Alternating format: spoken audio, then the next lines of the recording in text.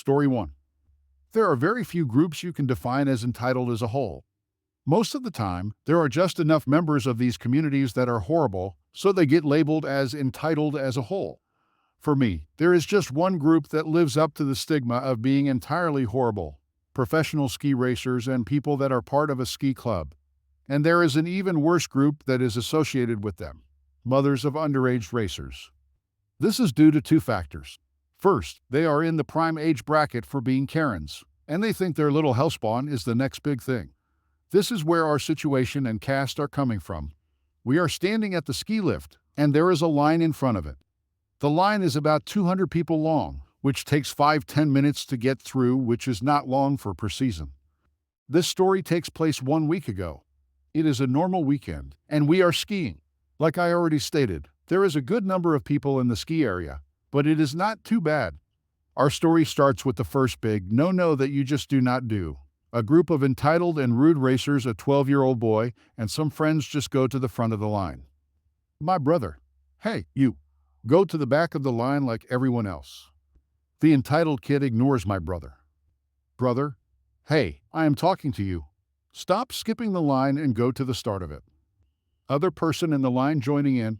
He is right. Go to the back of the line. The entitled kid keeps ignoring everyone. Other person in the line, softly poking the kid on the shoulder. Hey, kid, you cannot just go to the front. Entitled kid turns around and flips that person off. Go screw yourself. I am a professional, so I am allowed to go to the front. Other person in the line, the heck you think you are? Addresses operator. Operator, these kids are skipping the line. Operator, you 4 points at the kids, get out of here and to the back of the line. No skipping allowed. Entitled kid, you cannot tell me to do anything. Operator, okay, stop ski lift, get out, or you will not go anywhere. Whole line, get out of the line and go to the back. The entitled kid leaves the line, grumbling. 15 minutes later, we are back at the ski lift after going down the piste once. The entitled racer and his friends are also back, and there is the entitled mother with them. Now they are performing the second no-go. You see, skis can be very expensive, and you want to have them for at least 3-4 seasons so you can get your money's worth out of them. There is an unwritten rule that you do not step on other skis in a line. You see where this is leading. The entitled racer sees my brother in front of them and starts to step jump on the end of his skis as revenge for sending him to the back of the line. Brother, stop that. Entitled racer starts laughing. Brother, stop that, you brat. Entitled mother, how dare you call my child such names? Don't you have any manners? Brother, didn't you teach your child manners? Make him stop jumping onto my skis. Entitled mother, you offended my child last time when he was in this line by making him go to the back like an unskilled skier like yourself. This is what you get for that. Brother, he is nothing special. He has to follow the rules like every other person here. He is also able to wait the 10 minutes that this line takes. Entitled mother, he does not have to wait because he is a professional. The entitled racer will be the next big racer in a few years, so he needs to go to the front so he...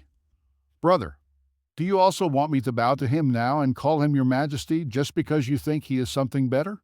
Make him stop, or I will make him stop. Entitled mother shrieking.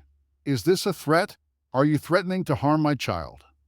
Brother, no, I won't hurt him, but I will do this. My brother lifts his ski right when the entitled racer wants to step on his ski again, and then steps down as hard as possible, hitting the entitled kid's front end of the ski hard. We call this peak flopping because of the sound it makes. I think I have never seen someone have a meltdown like the entitled racer and entitled mother had after that.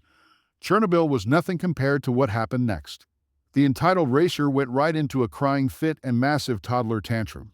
The entitled mother screamed and shrieked like my brother slapped and spat in her child's face. After my brother told her that he hopes that they learn something from this, she took her hand stick and started to bash my brother with it. Luckily, he was wearing protectors, so he was not harmed. The other people in line pushed her away, and a few surrounded her after she tried to flee. She kept screaming and cursing my brother out until the police arrived to get her. Now to the fallout. First, and to no one's surprise, she was kicked out and blacklisted by the ski area. She was also arrested by the police. In their first statements, the entitled racer and entitled mother tried to frame my brother as the aggressor and told the police a whole bunch of lies about how inappropriate my brother was towards the entitled racer. We were later told that words like pedophile and sexual assault were thrown around by them. Our best guess is that this was something they trained to push this narrative when they need to. This was shut down pretty fast after my brother was asked about what happened, and a good dozen of witnesses confirmed his story. My brother decided to press charges against the entitled mother for the assault with a weapon. After everything was done and the entitled mother was taken away, we went back skiing for the rest of the day and had some good laughs about the situation. My brother now has the nickname Chief Flopper. Right now, we are waiting for the first official appointment for the investigation. Story 2. I was on a client's boat to take measurements for a job they'd like me to do. The place they're docked is alongside a lovely sidewalk that is open to the public. I was on the front deck when I heard a family walk by. I was aware of them, but I didn't look up until... Excuse me. It spooked me, as they were so close, so I looked up. A mother and child were standing on the sidewalk in front of the boat. Sorry, you snuck up on me. Can I help you? Sometimes people stop to ask me for directions to a bathroom or are curious about what I'm doing. So randomly striking up a conversation isn't uncommon, and I'm happy to help and make a bit of conversation. Hey, can you watch my kid for a minute? No explanation. No greeting. Nothing. I was stunned into silence for a second while my brain tried to process. The mother took this time to interject before I could reply. It's okay. She can just hang out on your boat with you. She what? Her child looked to be kindergarten age, maybe even younger. Before she could start walking toward the pier, I finally gained enough brain power to speak. No, sorry. This isn't even my boat. Oh, well, whose boat is it? Like it's relevant. This is my client's boat. Can she come on? Ma'am, I'm working, I said, raising my voice a bit, holding up a bunch of measuring tools. It's just for a minute, she urged. I was appalled. Sorry. No can do. I was about to say more, but she interrupted before I could continue. Well, can you get off the boat and watch her here then? I gave her another stunned look. I am working, I said a bit slower, and I'm sure my boss wouldn't appreciate me watching strange kids while I'm on the clock. Again, I was about to say more, but her child was whining and pulling violently on her mother's hand. Fine, she snapped suddenly, dragging her child away up the steps. Not gonna lie, it was really odd and unnerving, and my heart was beating really fast. I am legitimately shocked. Boats and docks are not a safe place for children, especially without a life jacket. A strange child, not knowing if they can swim or their water history. What about their behavior, or if they'll even follow safety instructions and directions? Why would you give your child to a complete stranger working in a place not safe or suitable for a kid? While they're working, I am a stranger. I should ask the owner of the boat if they can reverse their boat into space next time, so I don't have to face the general public while working anymore. P.S. I'm self-employed. However, it's 100% true that my boss wouldn't appreciate me watching strange kids while I'm on the clock. Story 3. My bus was delayed by 5 hours at a long-distance terminal in rural Florida. A short, husky, white teenager was dressed in a black button-up, red tie, and black pants with my eyeliner and mascara from the Rocky Horror show I had attended before traveling, probably looking a bit worse for wear. I was sitting for a decent while when I noticed that an older, probably late 60s or early 70s lady was trying to do something on a self-service kiosk and muttering to herself in Spanish. She seemed to be getting frustrated and was darting her eyes around for employees, but the place was packed with people due to the delays at around 3 a.m., so not many were around. Someone eventually did stop to try to help her when I heard, "No hablo inglés," causing the person to just look puzzled and walk off. I was in my 3rd semester of Spanish at the time, so I slowly walked over and said, "Excuse me, do you need some help?" She asked if I spoke Spanish, to which I replied that I was still learning, but would do my best. She clapped her chest with a literal Dios mío, and we pleasantly worked through what she needed done and went our separate ways. Someone had taken my seat, so I was just standing around for a minute or two when I got the tap on my shoulder. I turned around to see a large white woman with an inordinate amount of luggage and a child in tow. The kid was nose deep into a DS and wasn't really paying attention, But she looked me up and down with what appeared to be disgust before demanding that I get her luggage to wherever it has to go. I had no idea where that was and was honestly super exhausted. So I started to say, "I'm sorry, but I don't W."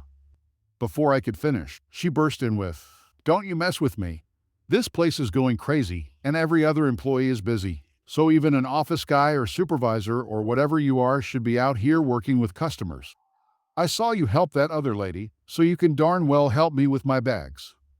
I raised my hands and started to explain again that I didn't know anything and didn't work there. But she was not having it and started to raise her voice a bit.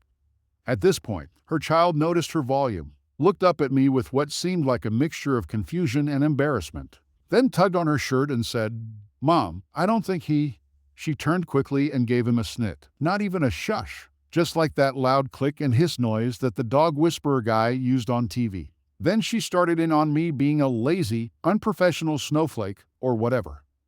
Just then, the elderly lady came up from the side of us, shaking her cane at the large woman and shouted in the best English she could muster, "You leave my nephew alone. He's a good boy."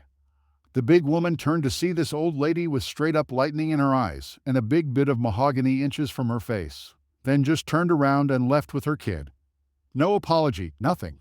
Once she and her kid were a fair distance away, I thanked the older woman, and she just motioned for me to follow her. We went outside to a bench by the entrance, and she offered me a cigarette as she lit one up. I said, "No thank you." She then pulled a thermos out of her purse and offered me some coffee. I once again said, "No, thank you," but she poured it anyway and commented about how the coffee here was so terrible. It turns out she was visiting from Guatemala to see her son, who works with a company that imports, blends, and roasts Guatemalan coffee. We're both coffee snobs, so we just sat and chatted about coffee, our families, and why on earth I was dressed like I was until her bus was called to board. I, of course, offered to help her with her luggage, but she said she only had the one small bag and was fine with carrying it. Definitely an interesting capstone to a very interesting weekend. Story 4. I have an annoying coworker who started to hide my or my other colleague's stuff because he thinks it's hilarious. We told him to stop, but he continued. Our annoying boss didn't want to intervene and said we should solve this issue ourselves. Since I don't want to be on his level and start a petty hiding war, I decided to ignore and socially exclude him because he is a very extroverted person who always thrives on small talk and gossip. We take the same train to work each morning. As always, he has his headphones in and is focusing on his smartphone. Normally, I would greet him, take the seat next to him, and he would start a conversation. But today, I walked past him and chose a different section. The train stopped a few stations before our destination because of construction work that started today. Everyone had to get off and change to another train line or the bus to continue their travel, as that was announced several times in the train. Guess who didn't hear those announcements because of his headphones? That's right, my annoying coworker. After everybody got off the train, the doors were shut for half an hour. He was trapped in there. Then the train drove back to the central station, resulting in him being more than an hour late to work. Our boss was furious. All this could have been avoided if he wasn't such a childish jerk.